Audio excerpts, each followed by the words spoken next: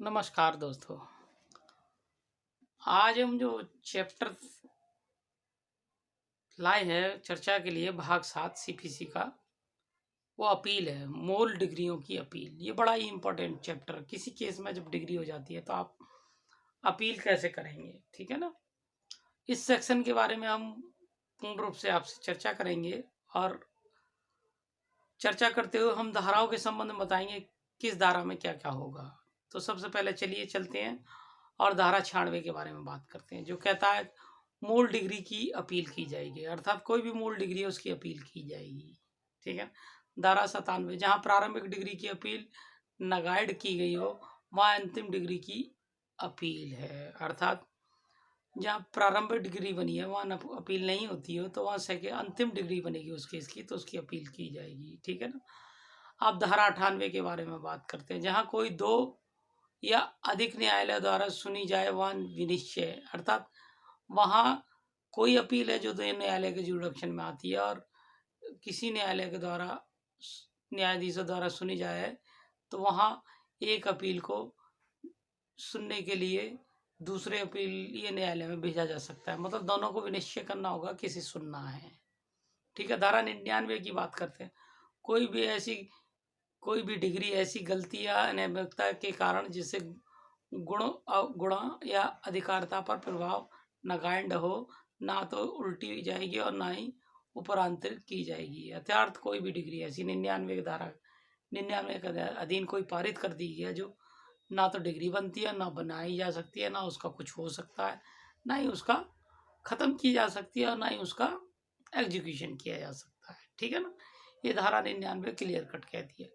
धारा 99 के बारे में बात करें, धारा 47 के अधीन तब तक किसी आदेश का उल्टा ना जाना, उपरांतित ना किया जाना जब तक कि मामले को निश्चित रूप से प्रतिकूल प्रभाव नहीं पड़ता है। धारा 99 क्या बताता है।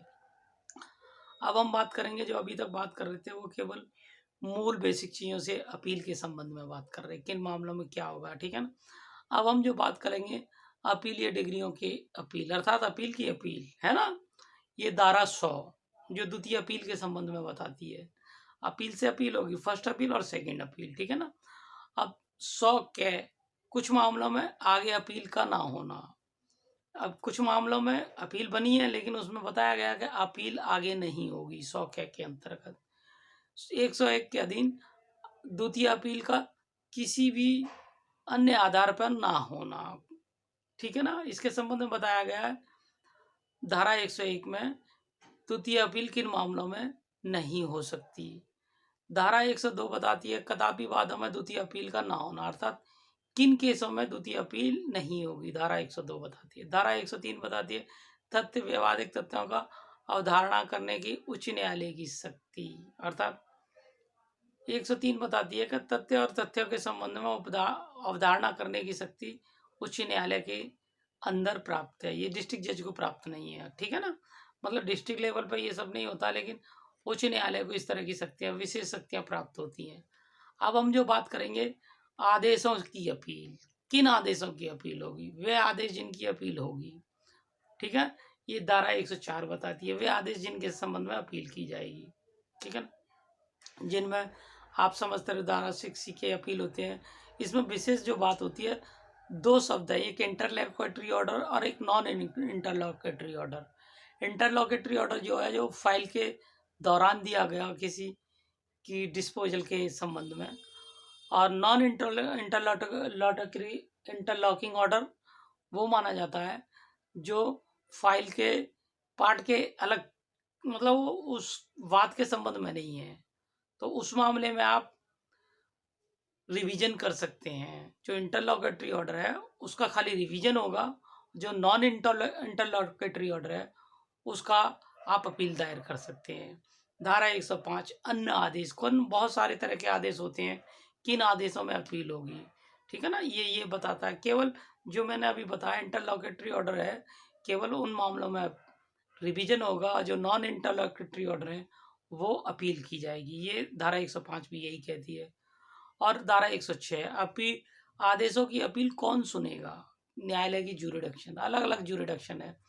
जैसे कि किसी डिग्री या सिविल के मामले में जीएम की है, यहाँ की डिग्री है, तो वो निश्चित रूप से सीनियर सिविल जज के यहाँ अपील की जा सकती है, ठीक है ना। और सीनियर सिविल जज की है कोई मामला, तो वो मान के चलिए डिस्ट्रिक्ट जज के यहाँ उसकी अपील हो सकती है, ठीक है ना।